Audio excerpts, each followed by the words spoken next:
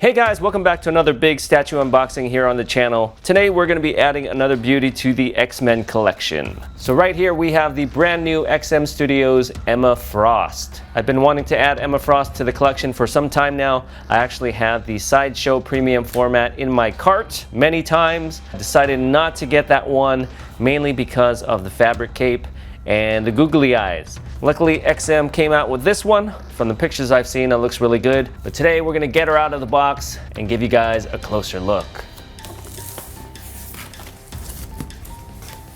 Okay, in typical XM fashion, we have an art print, and here she is. And then we also get the little packing contents. We don't really need this because if I ever have to pack this thing back up, I can always just watch this video. It's nice they include that in case you don't have access to YouTube. So not a huge box, which is always nice when it comes to shipping and storage. I actually have a few very large XM Studios boxes. We've got the big Thanos and Lady Death. We've got Starscream, Megatron, and of course the X-Men versus Sentinel diorama, which is probably going to be the largest statue I ever unbox. Emma Frost comic edition, and something else popped out that says White Queen on it. I think I have an idea what this might be. Usually it's on the inside of the box, but for some reason this one was on the outside.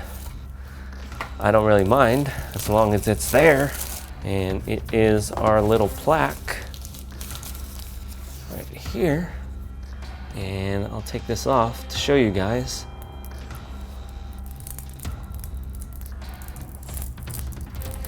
The White Queen. Limited edition. They don't put the card number on there anymore. Now they used to just give these away to the first 30% of the pre-orders. But now what they're doing is there is a small window right when the pre-order opens, and if you order within that window of time, you get this special extra. So that's pretty cool. I have a few of these now, so maybe I'll start displaying them. I just feel bad for some of my other statues that don't have a plaque. I don't really display it next to the statue for that reason. Those guys might feel a little left out, so we'll just keep it in here for now. Thank you, XM. And let's get on to the unboxing. Here are the credits right here on the side. You guys can pause that if you want to look at it, but you'll see it again when I do the 360. And then on this side, it says Emma Frost survived the Sentinel attack on Genosha because she exhibited one of the first known examples of secondary mutation. In her case, she turned into a being of pure diamond. In this form, she cannot use her telepathic powers, but does become almost completely impervious to harm, temperature, psychic attacks, and even the need to breathe. This alternate form also allowed for super strength, the ability to never tire, and even a numbness to emotion and pain. Let's undo some straps. I'm not sure, I think this is only one layer, so here we go.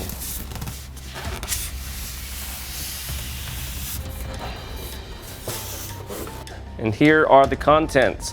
So we get two portraits, we have three different arms, an upper body, the chair with her legs and cape attached, and then it looks like we have the upper part of the cape here, and a circular bottom of the base. So let's take a look at that first. This thing looks pretty cool. Look at how shiny. It's got this very nice glossy reflective top coat. It makes it look and feel very luxurious. Look at the detailing on the side there. It's got sort of a smooth marbly texture to it. Very classy. So they made 499 of these pieces, and I believe they are all sold out. And there is just one little hole right down here. Let's take a look at this chair. I was kind of nervous picking it up by her leg here, but she's pretty firmly attached. She's got this very pearlescent white paint, very glossy and reflective. Some nice texture in there.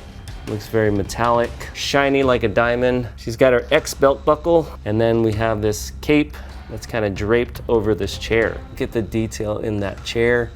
Cushions are textured like leather. The cape's also got this really cool rib texture to it.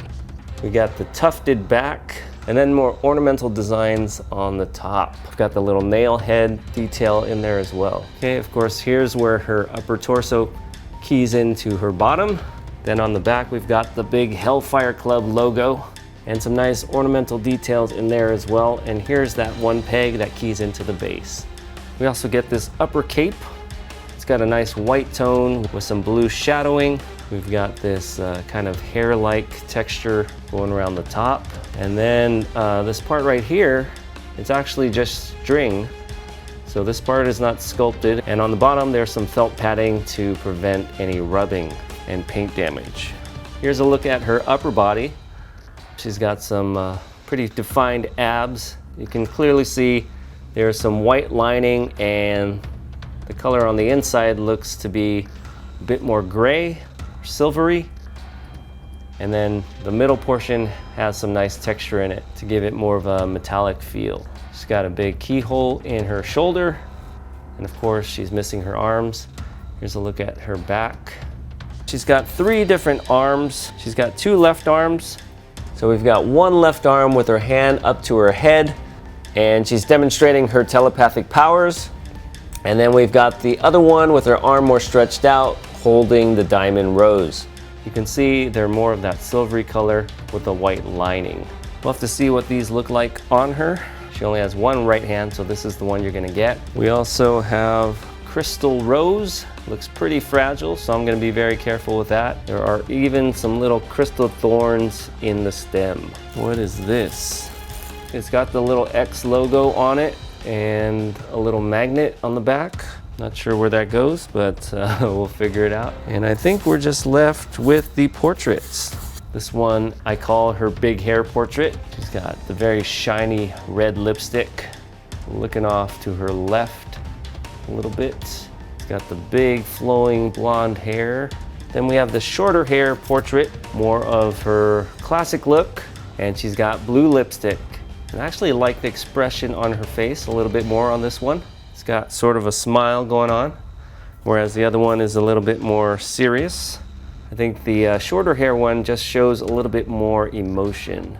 But 2 very nice sculpts, very nicely painted, both of them. So that's gonna do it for the unboxing. Let's get her put together.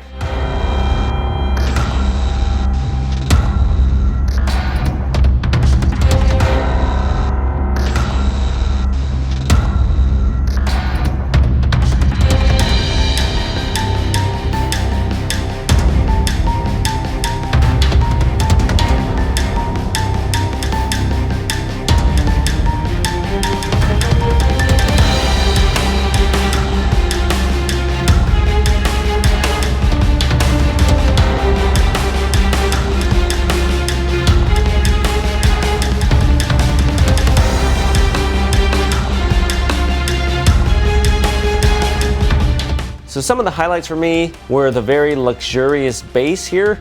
I love the glossy finish on it. I love all the details in this chair. I know it sounds a little silly praising a chair, but this thing looks incredible. The sculpt on Emma herself looks great. Both switch out arm options.